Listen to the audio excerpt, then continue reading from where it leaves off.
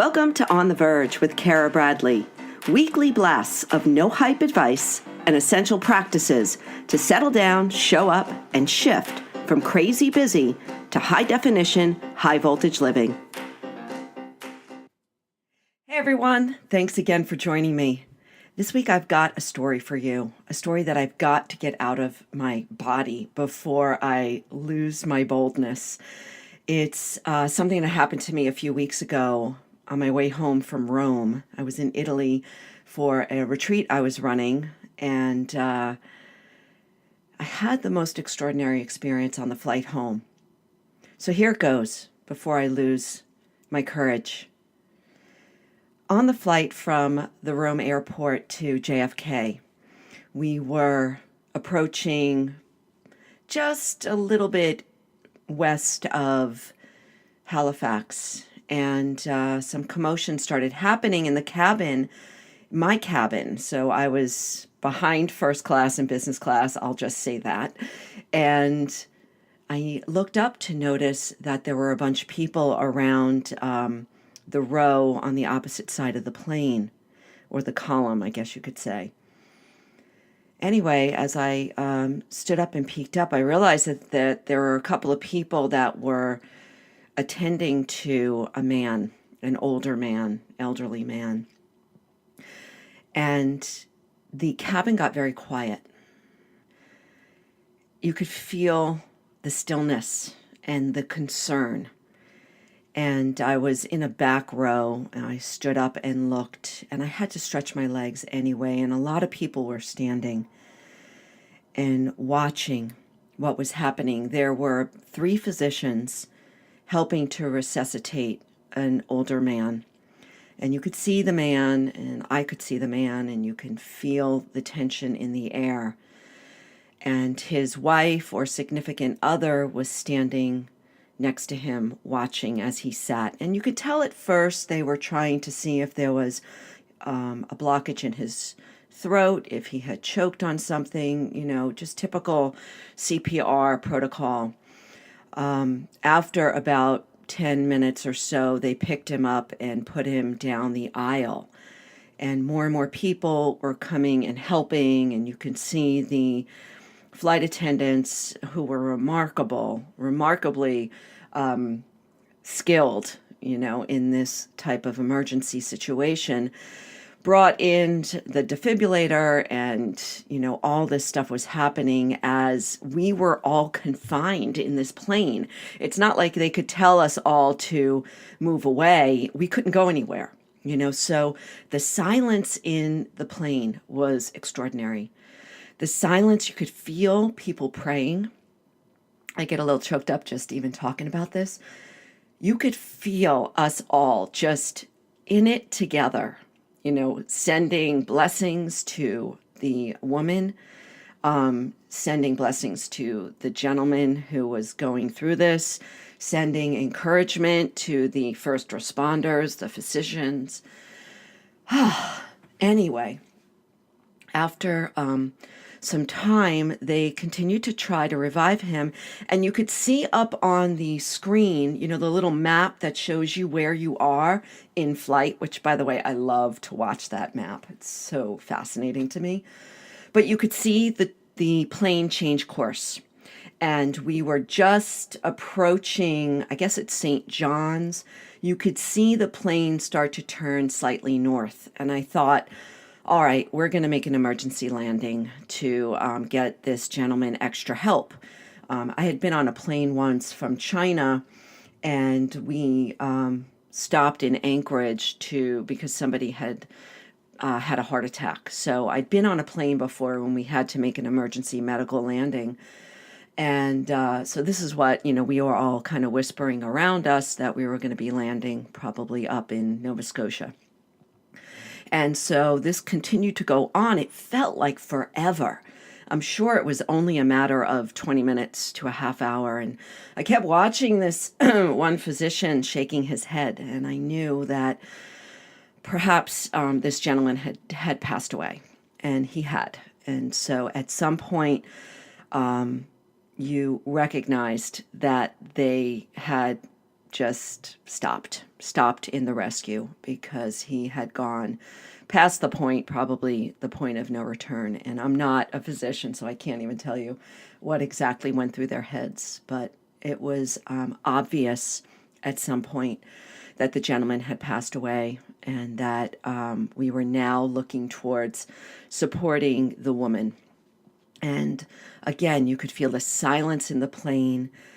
You could feel the sadness, the incredible aliveness as well.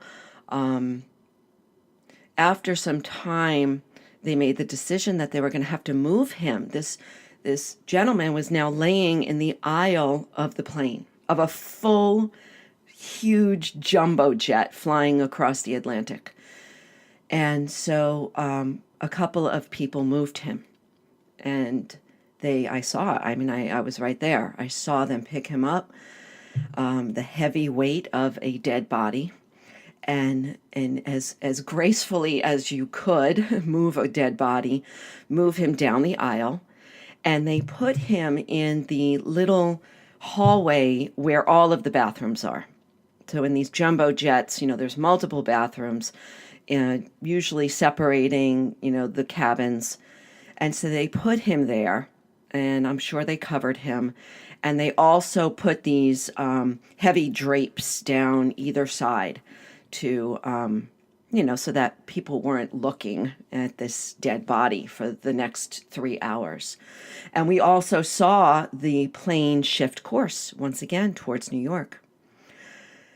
It was just so ominous. It was just so beautiful. It was so paralyzing and so alive in the same breath. I just couldn't believe that in one moment, this man and this woman were sitting together, either coming from Rome and going home, or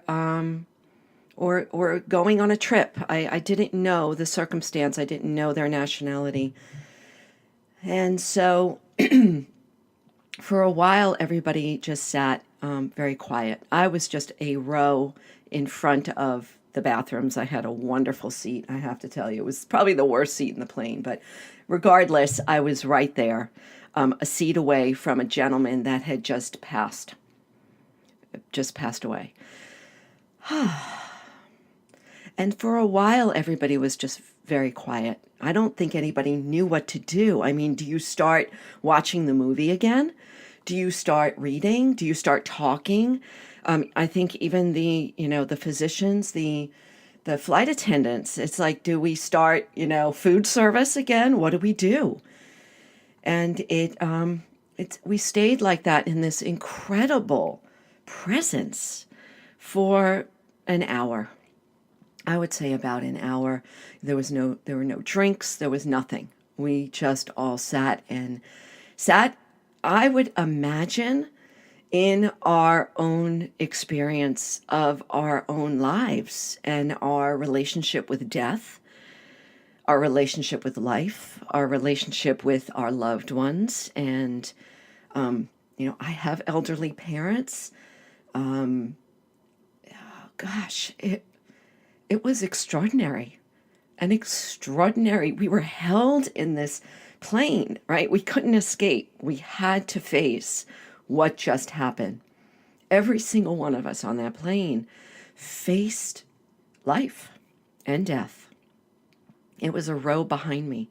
The reality of impermanence of our lives was a row behind me, between the bathrooms. Holy crap.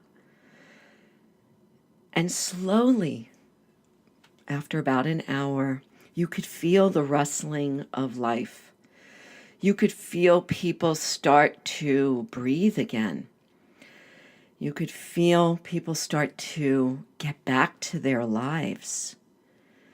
And slowly, people started to talk. People started to move around. They got up to stand in line for the bathroom. And then the flight attendant announced, "We will start our food service. Once again, please clear the aisles."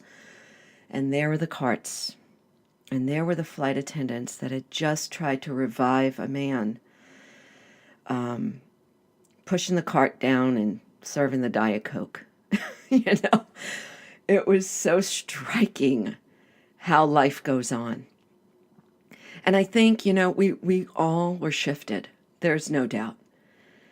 And we all felt sort of awkward, ordering the soda and the water and eating the snack and looking out the window and thinking about what was going to happen when we landed. I know for me, it shifted me. It was this enclosed opportunity to sit with death, to sit with life. Whew. And so my takeaways, I've been vibrating, I've been sensing, I've been sitting with this situation for the last few weeks. What are my takeaways from my flight, from this flight that changed my life, that changed so many lives, that took away a life, that shifted us all, is that our lives are precious. Oh my. Our lives are so precious. We have no idea what is going to happen next. I think if we can remember that over and over, we have no idea. There is no fixed point. There is no later that we can count on happening. There is only now. There is only this breath. When we can continue to remind ourselves there is only this breath, it shifts us. It shifts me in a way to say, why am I holding back? Why am I holding back anything? Why am I curtailing my situation? Why am I being so careful with my life? Why am I not speaking the truth? Why am I not asking for what I need? Why am I not showing up fully? Why am I holding back? I have no idea what is going to happen tomorrow. Those two people that got on the plane had no idea that their lives would forever be shifted. One life would end, the other life would change. Why do we hold back? I ask myself that. I've been asking myself every day. I've been remembering that situation every day, every moment in some ways. What are your passions? What makes you feel awake? What makes you feel alive? Why not lean into those passions? How are you being called to connect with others? How are you being called to create? How are you being called to contribute to this world? To leave your mark on this world in a small way, in a big way? Who knows? But can you show up every day and remember that you have no idea what is coming next?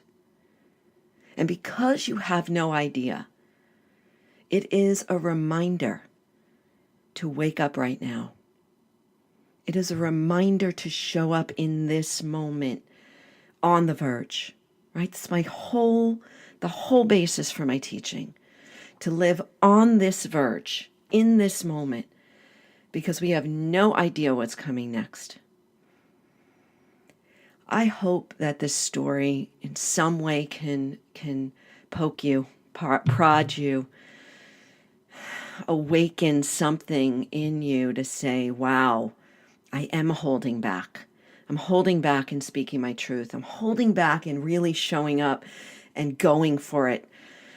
I'm holding back in taking this risk or moving into this area or connecting with this person or creating this. I'm holding back in contributing. And what will it take today for me to just take that next step forward? to just lean into my life a little more, to make myself available to live more fully. What is it going to take in this next moment for me to show up and shine? I live with this every day. I've been living with it every day since that flight that changed my life. Since that situation, that experience with life and death on a plane with a couple of hundred other people. And I'm sure you've had your own flights like that, your own experiences. Maybe you have, maybe you haven't. Maybe it's waiting for you around the corner. So let's perhaps use the precious life that was extinguished that day to help us remember how to live. We can use death to remember to show up fully. So thank you for listening. Thank you for allowing me the space to just let it rip, to just give you this experience of my life in a way that's uncensored, uncensored life experience. I encourage you to show up. I encourage you to risk. I encourage you to speak your truth and to just lean into life. Because when you do that, you give others permission to do it as well. Let's all do it together. Let's all just be bold. Why not? Thanks again. Have an awesome day. If you're feeling fired up from this episode, please share it with a friend and review this podcast on iTunes and Google Play. And help me help more folks show up for their high definition, high voltage life.